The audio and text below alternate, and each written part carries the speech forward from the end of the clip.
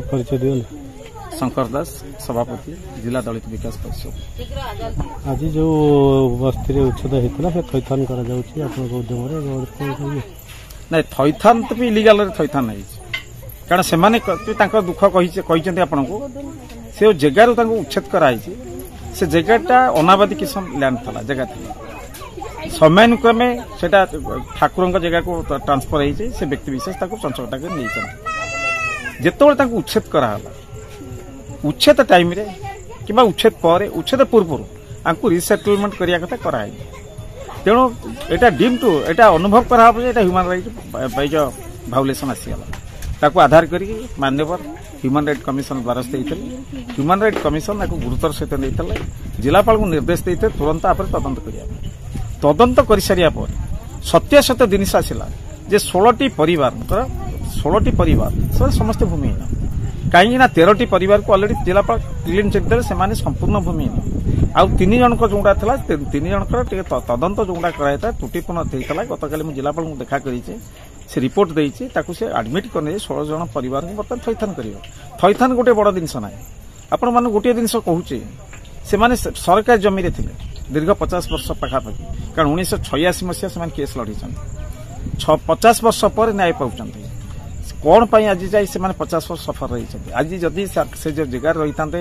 से जाति सर्टिफिकेट पाई था पिला शिक्षित कर पारे तेणु एम 50 वर्ष शिक्षा विच्युत होती प्रथम जिनस द्वितीय जिनस विलंबित न्याय गोटे यहाँ आसी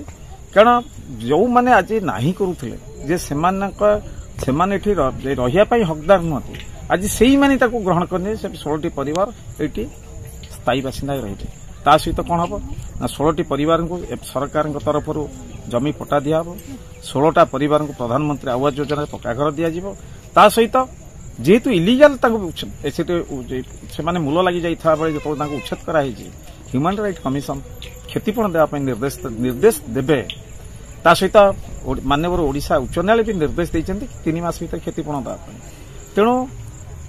ये जो लड़ईटा थिला 50 वर्ष से संघर्ष कर 3 मास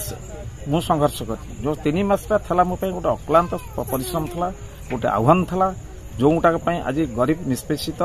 ये जो भोई संप्रदाय लोक मैंने आज न्याय पाई आज इतिहास कौन जिनस ना कहीं गोटे बड़ जिन भारी जंत्रणा लगे बोले सत गोटे जिनसटा कारण प्रशासनिक चाहिए 50 वर्ष तले सतटा भी उन्मोचन कर आज जो 50 वर्ष से सफर रही 50 वर्ष क्षतिपूरण किए दब तो सहीटा प्रश्न बाची प्रोबाबिली एथि मो मान्य मोना लिट्टू भाई ग्राम आलीपिंगल आम जो बस्ती रोचु से राजा बस्ती ना बालीघाई दीर्घ 50 वर्ष है जो केस लड़ीलु से केस कौन है नहीं बेआईन भाग उच्छेद करदे जेहेतु आम शंकर दास सार गुहाई करूँ कलेक्टर शंकर दास मिसिकी आमको बहुत साहाय्य कर तहसीलदार नतमस्तक माने मानी जाइए आमको जगह खंडे देवे 16टी परिवार को जगह खंडे देवे बोली मानी जाइए एतु आम एतिकी तहसीलदार और शरण सार को मैंने जानूँ से आमको भगवान भाया जे कि आमको साहाय्य कर कौन भगवान पाक गले भी से साहाय्य करेंगे राति अध 3 पर आसी साहाय्य कर आज तहसीलदार मानी जाइए आम तो एत खुशी अच्छु भगवान कर बस चेष्टा करूँ से तो से शंकर दास को दिज्व कहीं सी सब किसी करेतु इमिति कर बापा माँ भी करेनि से मरी पड़ी बहुत खरा ककरा कहीं